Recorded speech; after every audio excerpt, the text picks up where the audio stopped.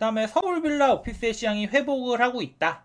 예, 그래서 이게 빌라 오피스텔이 월세가 이제 계속 오르고 있어요. 그래서 오피스텔 수익률이 지금 거의 4.9%, 5% 가까이 되고 있기 때문에 예, 지금 예금 금리가 3% 수준이잖아요. 그러니까 이제 요거 보고 들어가는 거죠. 5% 먹으려고. 예, 이렇게 이제 들어갈 수 있는 거고, 이제 임대 수익률이 매월이잖아요. 예, 그러면 어떻게 되죠? 매가가 오르면 이게 떨어질 거 아니에요. 예, 그러면서 요 3%의 수렴을 하면서, 보통 요거 이제 대출금리랑 비교하는데 이게 수렴하면서 가격이 오를 수 있는 거죠. 그래서 지금 오피스텔 같은 경우는 서울은 바닥을 찍었고 수도권은 아직 하락을 하고 있는 그런 상황인데, 아마 수도권도 상승으로 돌아설 확률이 높아 보입니다. 근시간 내에, 단시간 내에 그렇게 될 확률이 높아 보이고, 참고로 서울 오피스텔 같은 경우는 지금 매매, 전세, 월세가 다 상승하고 있고요.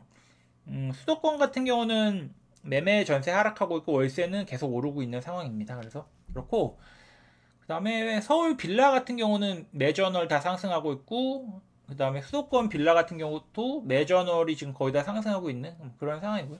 빌라가 조금 더 빨라요. 예. 빌라는 이제 재개발지가 있기 때문에 이런 거고, 제가 계속 말씀을 드리면 빌라 오피스텔이 월세가 계속 오른다는 게 굉장히 중요하고 있고, 이게 원희룡 장관님께서 지금 공시 가격의 116%로 그 전세 보증보험 가입을 만들어 놓으셨잖아요. 그래서 이 단독 다가구 빌라에서 역전세가 계속 났는데, 그 와중에 지금 월세가 계속 오르다 보니까 결국 이런 현상이 나타나는 거고, 집주인들도 이제 보증금에다가 월세를 붙여가지고 반전세, 준전세 이런 식으로 해가지고 넘어가고 있는 상황이고요.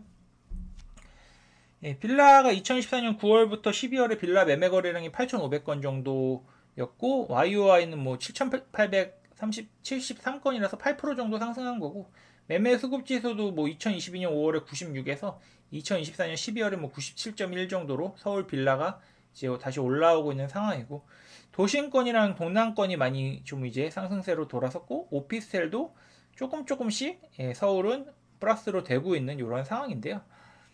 보통 월세가 500만 원일 때 이제 매매가 1억이면 임대 수익률이 5%잖아요. 이게 만약에 월세가 250만 원이 되고 매매가 2억이 되면은 임대 수익률이 1.25%가 되고, 퍼가 80인데 이거 퍼 개념 한번 설명드린다고 이렇게 갖고 온 겁니다. 예, 그래서 이건 뭐 참고하시면 될 것 같고요. 또 넘어가면은 빌라도 이제 살아나고 있고 오피스텔도 살아나고 있다. 그거 이제 중요하고, 그 다음에 서울 대형 아파트 매매 가격 지수가 역대 최고다. 예, 요거 왜 이렇게 나오냐면은 당연히 서울에 대형 아파트 많이 안 져서 그래요. 예, 지금 서울 대형 아파트는 인허가가 역대 최저 수준입니다. 그리고 또 이게 정책적으로 또란채 선호 현상이 나오고 있잖아요. 예, 그래서 안 좋은 거 두 개 합쳐서 상급지 가고, 작은 거 두 개 합쳐서 대형 사고, 이러다 보니까 이런 현상이 나타나고 있고, 강남권에서 이 대형 아파트 가격 지수가 굉장히 높이 올라가고 있고, 강북에서도 올라가고 있다. 그래서 대형을 안 져서 그러한 현상이 펼쳐지고 있습니다. 예, 미분양도 이제 늘어나는 지방 악성 미분양에서 이렇게 늘어나고 있고요. 지방 미분양 주택의 DSR 한시적 완화 요청을 이제 하려고 합니다. 그래서 지방 준공후에 이제 미분양이 증가가 되고 있고, 준공후 미분양이라는 뜻이 집을 다 짓고도 주인을 찾지 못한 물량이라 악성 미분양이라도 불리고, 이게 지금 전체적으로 수도권은 아직 괜찮은데 비수도권에서 좀 늘어나고 있는 이러한 상황입니다. 그래서 올해 말까지 지방 준공후 미분양 취득을 하면 취득세, 양도세, 종부세, 주택세 포함 안 할 예정이고요. 이 기준은 전용 면적 8호에 미터 취득액 이제 6억 이하 요거 이제 포함이 되어야 되고, 8호미터 지금 이하의 취득액 6억 이하에 포함되고, 또 이제 지방을 좀 약간 부흥시키기 위해서 붐업시키기 위해서 나온 게 지방 저가주택 공시가격 3억을 이제 4억으로 이제 올렸죠. 그래서 요 이제 매입하게 되면은 1가구 1주택 특례를 좀 적용시켜 준다. 뭐 이런 게 있고, 양도세, 종부세가 요렇게 되면은 특례주택 받는데 도움이 되는 거죠. 그리고 또 취등록세 지금 공시가격 원래 1억 원에서 2억 원까지 늘려주는 거, 그거 좀 그것도 나왔는데 시장의 흐름이 수도권에 다 몰려있는 상황이라 요게 지금 이제 과연 혜택이 있을까? 붐업이 될까? 이런 의구심이 있습니다. 그리고 미분양 같은 경우는 지금 지방의 경북이랑 대구랑 대전이랑 전북이랑 전남이 좀 많아요. 예, 많은 건 맞고. 이렇게 미분양 이렇게 이제 갖고 왔는데, 서울, 경기, 인천 뭐 이런 데는 괜찮은데 지금 한번 보시면은 대구, 경북, 대전, 전북, 전남이 많아요. 지금 많은데 전체적으로 약간 줄어들고 있는 상황이긴 한데, 올해 그러니까 12월에 좀 늘어났더라고요. 그래서 이런 기사가 굉장히 화제가 됐고요. 미분양 같은 경우는 금리가 내려가기 시작하면 빠르게 줄어들 것 같습니다. 그래서 금리가 좀 중요하고요. 전국 다주택자 비율이 3년 연속 증가세래요. 예, 그래서 이것도 약간 의미 있는 건데, 양도소득세 중과 배제해서 뭐 취득세 완화 이런 것 때문에 다주택자 비율이 오히려 증가되고 있는데, 다주택자가 많아야지, 늘어나야지 임대 물량이 많이 나와가지고 전월세 가격이 그나마 안정이 되는데, 왜냐면 물량이란 게 결국 신규 공급 플러스 다주택자 임대 물량이잖아요. 뭐 정부에서 하는 것도 있지만 정부는 한 10%에서 15% 정도고, 신규 공급이 지금 부족한 상황에서 임대 물량이 그나마 조금 늘어나고 있는데, 이게 아직 취등록세 완화가 완전히 된 게 아니라서 늘어나는 비율이 좀 약하다. 그 정도 보시면 되고, 그래서 여기 신규 입주 플러스 다주택자 임대 공급이 되어야지 공급이 된다. 이렇게 보시면 되고요.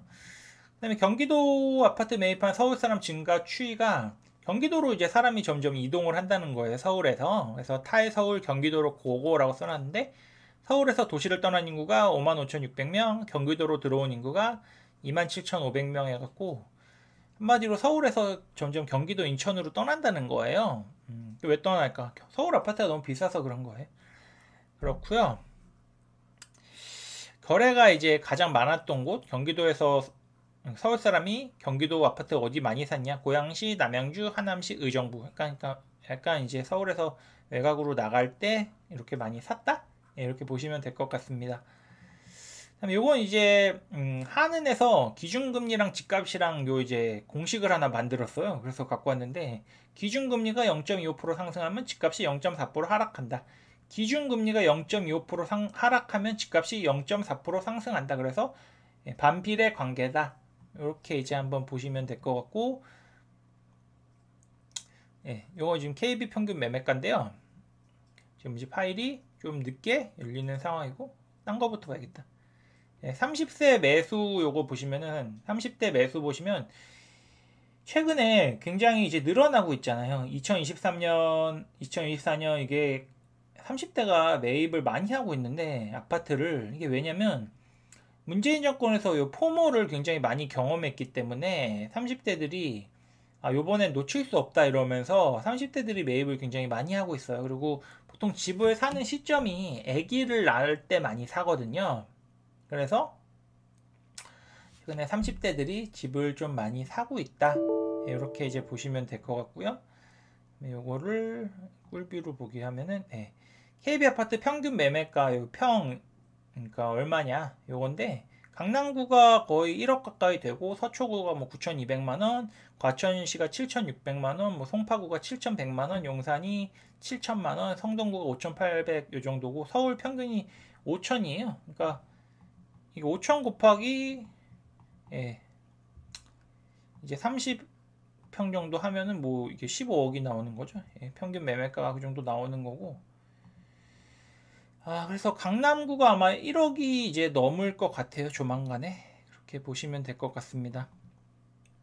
그 다음에 이건 이제 서울 평균 매매가격 추이 및 월간 매매가격 변동률인데, 1월은 서울 아파트 값이 하락을 했대요. 이유는 뭐 대출 여파, 탄핵 국정 이슈, 그다음 대외적 리스크인데, 이거 아마 1월 데이터가 작년 12월 정도 데이터 같아요. 왜냐면 1월은 오히려 가격이 현장에서는 좀 올랐거든요.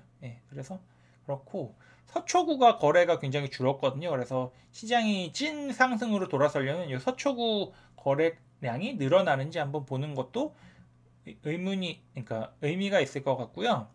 그 다음에 1기 신도시 정비계획안 추정 분담금을 이제 명시해야 된대요. 그래서 1기 신도시가 정비계획안이 나올 때 추정 분담금을 말해줘야 되는데, 추정 분담금이 정비 사업에 소요되는 총 사업 비용을 조합원별로 배분한 금액이라서 추가 분담금 얼마 내야 되냐 그거거든요.